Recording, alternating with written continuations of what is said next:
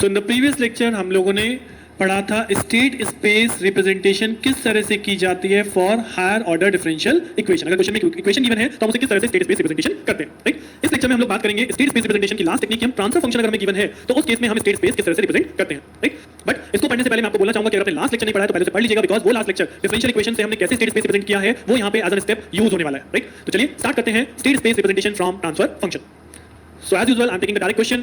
ये यहाँ पे डायरेक्ट क्वेश्चन अवेलेबल है for the given transfer function obtain the state model. Obtain the state model यहाँ पे लिखा स्टेट मॉडल, तो आपको मैं लास्ट में यहाँ पे बताऊंगा स्टेट मॉडल कैसे बनाना है। बट स्टेट मॉडल बनाने से पहले we have to firstly construct the state space representation. तो अगर ट्रांसफर फंक्शन गिवन है तो उसे स्टेट में कैसे रिप्रेजेंट करने वाला हूं मैं, ये हमें देखना है। तो अगर मैं यहाँ इस पर्टिकुलर स्टेट स्पेस सिस्टम की बात करूं तो यहाँ पे आउटपुट कौन है और इनपुट कौन है, क्या अभी तक आप ये समझ पाए हैं? क्योंकि हमारे पास इक्वेशन थी a of x dot t plus b of ut is equal to x dot t a of xt plus b of ut is equal to x dot t, और एक इक्वेशन थी yt is equal to c of xt plus of d of ut. So which one is the input and which one is the output? So इस question में इस state space में input कौन है? Input है u और output कौन है y। तो यहाँ पे कंफ्यूज मत होइएगा। अब तक मैंने हमेशा आपको शुरुआत से लेके बोला है कि अब तक आउटपुट हमेशा cs और rs रहा है, but in this state space output is y of s and input is u of s। ये हमेशा ध्यान रखिएगा। तो इसलिए मैंने क्वेश्चन में भी देखिए वैसे तो लिखा हुआ है कि what is the output transfer function, क्या होता है आउटपुट बाय इनपुट रेशियो। तो यहाँ पे आउटपुट कौन है y और इनपुट कौन है u, and this is given as a question k c2s plus c1 divided by s3 plus a3s square plus a2s plus a1। यहाँ पे कुछ भी न्यूमेरिकल क्वेश्चन भी आ सकता है जो कि लाइक इस तरह भी हो सकता है, 11 divided by s3 plus 2s square plus 3s plus 1। तो this is the transfer function in numerical form. But यहाँ पे भी ये भी क्वेश्चन अवेलेबल है, आ चुका है, इसलिए मैं इसी क्वेश्चन से शुरुआत करूँ कि आपको एक बार समझ में आ जाएगा, कोई भी क्वेश्चन अटेम्प्ट कर सकते हैं, right. So now the main M is कि जब हमारा इलेक्ट्रिकल नेटवर्क था उसमें हमें स्टेट स्पेस रिप्रेजेंट करना था, तो सबसे पहली चीज होती है स्टेट वेक्टर यानी x ऑफ t। तो इलेक्ट्रिकल नेटवर्क में स्टेट वेक्टर था इंडक्टर के क्रॉस करंट, कैपेसिटर के क्रॉस वोल्टेज। वहीं पे जब हम डिफरेंशियल इक्वेशन में गए तो वहां पे x1 x2 x3 इस तरह से हमने बनाया।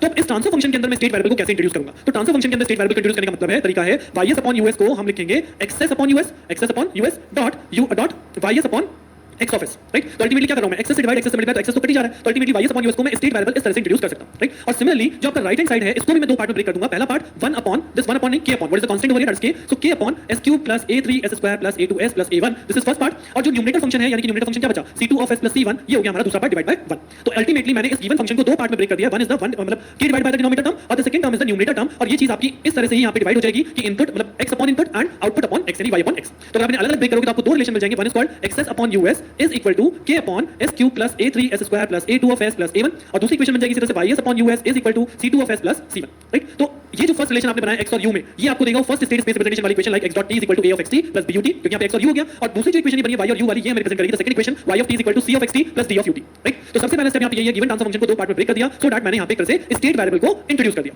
राइट। तो स्टेट वेरिएबल हमारा इंट्रोड्यूस हो चुका है, दो पार्ट हमारे ब्रेक हो चुके हैं। अब मैं फर्स्ट इक्वेशन यहां पे लेके चल रहा हूं, what is that, xs upon us is equal to k upon s cube plus a3 s square plus a2s plus a1। तो जब इस इक्वेशन में यहां पे लेके चलेंगे तो x of s divide by us is equal to k upon s cube plus a3 s square plus a1 of s plus a2 of s plus a1। Now cross multiply, जब cross multiply करेंगे तो आपको क्या step मिल जाएगा, cross multiply करके मुझे step मिल जाएगा this s cube into x of s, then a3 s square into x of s, then a2s into x of s and a1 into x of s is equal to k into u of s, right. Now अब मुझे करना है इसका inverse Laplace transform. तो यहां पे एक property use करिए इनवर्स की, इफ यू रिमेंबर कि डिफरेंशिएशन अगर होता है, डिफरेंशिएशन अगर टाइम डोमेन में होता है तो लाप्लास डोमेन में s की मल्टीप्लाई होती है। If you remember this property, ये हम लोग बहुत बार पढ़ते हैं सिग्नल के अंदर नेटवर्क के अंदर कि जब d by dt time domain में होता है तो इन s domain this is multiply by s। तो वही सेम काम इसका अपोजिट कर दीजिए कि अगर आप s को रिमूव कर रहे हैं तो यानी टाइम डोमेन में क्या आ जाएगा, डिफरेंशियल, राइट। तो यहां पे s रिप्रेजेंट करता है d by dt, s square represent करता है d square x by dt square, और s क्यूब रिप्रेजेंट कर रहा है d cube x by dt cube. तो अगर मैं इसका इनवर्स लाप्लास लूंगा तो this s cube term become d cube x by dt cube, a3 अपने आप में कांस्टेंट है, s स्क्वायर की जगह d square x by dt square आ गया, a2 अपने आप में कांस्टेंट है, s की जगह d by dt आ गया, और यहां पे सिंपल a1 x है तो यानी a1 x of t, और यहां पे k of us है तो us का इनवर्स क्या हो जाएगा, simply ut। But remember this ut is not unit step function, this time this represents your input variable. यहां पे ut का मतलब यूनिट स्टेप से नहीं है, कंफ्यूज मत होइएगा, ut is not unit step, ut represents your input function, right. तो अब अगर आप देखेंगे तो केवल आपने की फर्स्ट स्टेप लगाया था कि आपने फंक्शन को ब्रेक किया, दो पार्ट में ब्रेक किया, पहला पार्ट मैंने कंसीडर किया,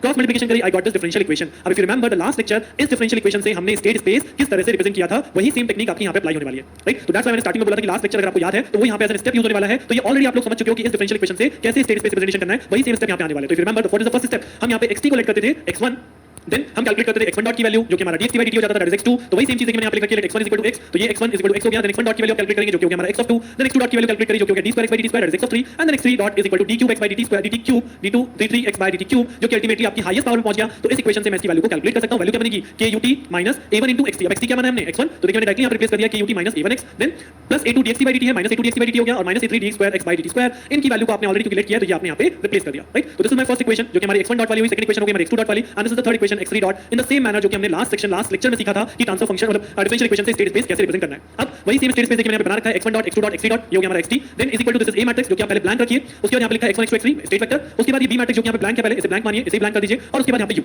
तो now what is the size of the matrix, यहां पे कितने वेरिएबल हैं, 3, so it is 3 multiply by this variable that is 3, और b की वैल्यू कैसे कैलकुलेट करते हैं, दिस 3 मल्टीप्लाई इनपुट वेक्टर कितना है, केवल 1, तो दैट मींस 3 क्रॉस 1 इसका साइज होगा, तो इसलिए यहां पे लिखा था 3 रो 1 कॉलम, राइट। तो साइज डिटरमाइन करने के बाद now you can place the value. So value बहुत सीधी है कि x1 डॉट में किसका एक्सप्रेशन आता है, केवल x2 का, तो बाकी x1 भी 0 x3 भी 0 x2 आ गया, x3 dot is equal to x3 तो 0 0 1 और लास्ट इक्वेशन कहती है x1 का वेरिएबल हो गया -a1, x2 का वेरिएबल हो गया -a2, x3 का वेरिएबल हो गया -a3 and this is input only k, तो ये यहां पे आएगा k, बाकी दोनों इक्वेशन में u था नहीं तो वहां पे 0। तो अगर आपने इस क्वेश्चन को अपने आप से ट्राई करने की कोशिश करेंगे, पहले क्वेश्चन में इस क्वेश्चन को एक साथ करेंगे ना जब, तो आप लोग खुद देखेंगे कि बेसिकली सेम प्रोसीजर है और बिना इन स्टेप्स को अप्लाई करे भी आप इस मैट्रिक्स तक पहुंच सकते हैं। मतलब ये बीच के स्टेप आपको शो जरूर करने हैं बट आप लास्ट एक्सप्रेशन पे भी आ सकते हैं, क्योंकि अगर आप मेथड देखेंगे तो एक स्टेप्स रिपीट होने वाला मेथड है, राइट। चलिए, तो पहली इक्वेशन हमारी रिप्रेजेंट हो चुकी है जिसको हमने यहां पे ट्राई किया था x के x of s upon us में, राइट। अब ऑन द सेम वे आपको इस सेकंड पार्ट को कंसीडर करना है, तो जो हम सेकंड पार्ट कंसीडर करेंगे that is y of x is equal to c2s plus c1। हम यहां पे क्या लिख चलेंगे, y of s is equal to y upon x is equal to c2s plus c1, right. उसके बाद सेम प्रोसेस जैसे हमने यहां दिखाया था क्रॉस मल्टीप्लिकेशन करेंगे, तो y of s is equal to हो जाएगा sc2 into x of s plus c1 into x of s, right. उसके बाद आप इसका इनवर्स लाप्लास करेंगे द सेम मैनर जैसे हमने यहां पे किया था, तो y का इनवर्स हो जाएगा y of t is equal to s of x है, तो यहां पे c2 आपका कांस्टेंट x क्या हो जाएगा dx by dt plus c1 of x of t, right. अब ये चीज हम ऑलरेडी मेंशन कर चुके हैं कि dx by dt क्या है, dx by dt हमारा x2, तो ये हो जाएगी equation y of t is equal to c2 into x2 plus यहां पे x को हमने क्या लिखा है, x को हमने लिख किया हुआ है that is x1, what is not x1 that is x1,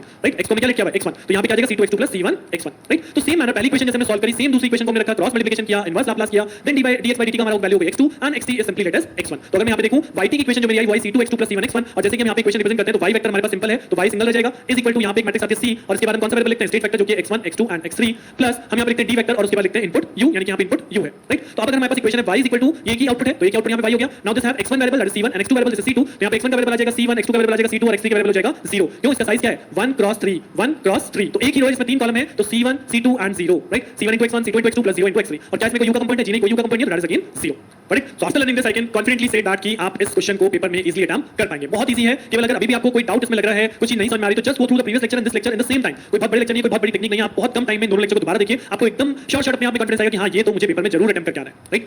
अब इतना पार्ट आप लोगों ने सीख लिया है, आप लोगों ने इलेक्ट्रिकल नेटवर्क हो या डिफरेंशियल इक्वेशन हो या ट्रांसफर फंक्शन हो, सबसे आप स्टेट स्पेस रिप्रेजेंट कर देते हैं। बट इस क्वेश्चन में यहां पे मैंने स्टार्टिंग में बोला था you have to draw the state model. तो what is the state model, कैसे ड्रॉ किया जाता है स्टेट मॉडल, अगर क्वेश्चन में गलती से पार्ट उठ जाए तो आप स्टेट मॉडल कैसे ड्रॉ करेंगे अब वो देख लेते हैं जल्दी से। सो स्टेट मॉडल ड्रॉ करने के लिए मैंने यहां पे सारी इक्वेशन जो भी आपने कैलकुलेट की, चाहे x1 डॉट है, x2 डॉट है, x3 डॉट है, सारी इक्वेशन को वापस ले लिया और साथ ही साथ आपका ये y वाली इक्वेशन को भी हमने ले लिया, that is y is equal to c1 of x1 plus c2 of x2। अब इससे मुझे स्टेट मॉडल कैसे बनाना है, तो लेट्स स्टार्ट। अब मॉडल यानी एक ये समझ लीजिए स्टेट मॉडल का मतलब यहां पे ब्लॉक डायग्राम। तो फिर रिमेंबर हमने इक्वेशन से ब्लॉक डायग्राम कैसे बनाया था, वही चीज मैं यहां पे बनाने वाला हूं। तो एक तरफ मेरा होता है इनपुट, इनपुट यहां पे क्वेश्चन में कौन है u, और एक तरफ मेरा होता है output that is called y, right. तो सबसे पहले आप देखेंगे इस u में कितने फैक्टर माइनस हो रहे हैं। इस u में सबसे पहले मल्टीप्लाई हो रही है k की, तो आपने यहां पे k ब्लॉक की मल्टीप्लाई कर दी तो ये बन गया k ut। उसके बाद इसमें से मुझे माइनस करना है, माइनस क्या करना है, ये तीनों का समेशन, अगर आप माइनस यहां कॉमन करते तो ये हो जाएगा प्लस, यानी कि a1 x1 plus a2 x2 plus a3 x3। जब मैं इस चीज को यहां माइनस करूंगा then I will get what, then I will get x3 of dot, यानी dx3 by dt, राइट। अब dx3 by dt से बेसिकली मुझे x3 कैसे मिलेगा, मुझे x3 मिलेगा अगर मैं यहां पे एक इंटीग्रेटर का निशान बना दूं कि यहां पे अगर मैं इंटीग्रेशन करता हूं तब मुझे यहां पे मिलेगा x ऑफ 3। अब ये x3 अल्टीमेटली किसके इक्वल है, ये x3 अल्टीमेटली इक्वल है x2 डॉट के, तो x2 डॉट यानी x3 जो इक्वल है x2 डॉट के, तो x2 डॉट को अगर मैं वापस से इंटीग्रेटर में डाल दूं तो यहां मुझे मिलेगा सिंपल x2, और x2 किसके इक्वल है अल्टीमेटली, x2 इक्वल है x1 डॉट के, तो अगर इसको भी मैं वापस से इंटीग्रेटर में डाल दूं तो मुझे क्या मिल जाएगा, तो मुझे मिल जाएगा finally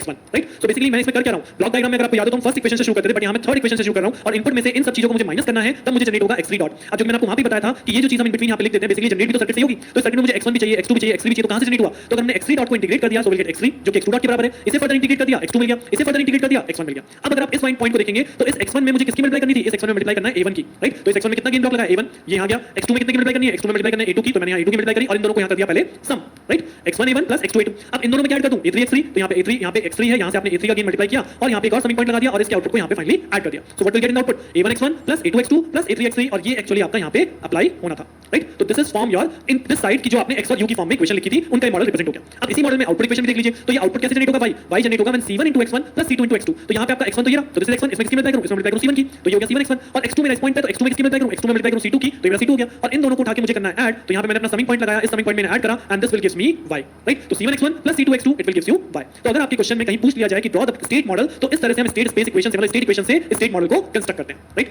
so in this lecture इसको यहीं पे रखते हैं, यहां के बाद आप लोग इजीली समझ पाएंगे कि हम लोग किस तरह से स्टेट स्पेस रिप्रेजेंटेशन कर रहे हैं, चाहे वो इलेक्ट्रिकल नेटवर्क है, चाहे डिफरेंशियल इक्वेशन है, चाहे ट्रांसफर फंक्शन है। नेक्स्ट लेक्चर में जो हम बात करने वाले हैं, हम बात करेंगे that is STM, state transition matrix की। तो बहुत इंपॉर्टेंट टॉपिक है, बट एक रिक्वायरमेंट भी है टॉपिक के लिए, दैट इज मैट्रिक्स पार्ट। आपको मैट्रिक्स इनवर्स निकालना आना चाहिए, चाहे वो 2x2 की मैट्रिक्स है या 3x3 की मैट्रिक्स है, तो इसमें जो पढ़ने वाली है मैट्रिक्स इनवर्स करने की, डिटरमिनेंट कैसे करते हैं, वो सब चीजें यहां पे बहुत मैटर करेंगी। So keep practising, matrix part हो सके तो रिवाइज कीजिएगा इधर-उधर से, ताकि आप नेक्स्ट लेक्चर को इजीली समझ पाएंगे, या पेपर में अगर डिफरेंट टाइप का क्वेश्चन बन जाए और आप वहां पे उसे सॉल्व करना चाहते हैं तो जितना आपको मैट्रिक्स का पार्ट पता होगा आप उसे इजीली सॉल्व कर पाएंगे। सो मिलते हैं नेक्स्ट लेक्चर में, थैंक यू।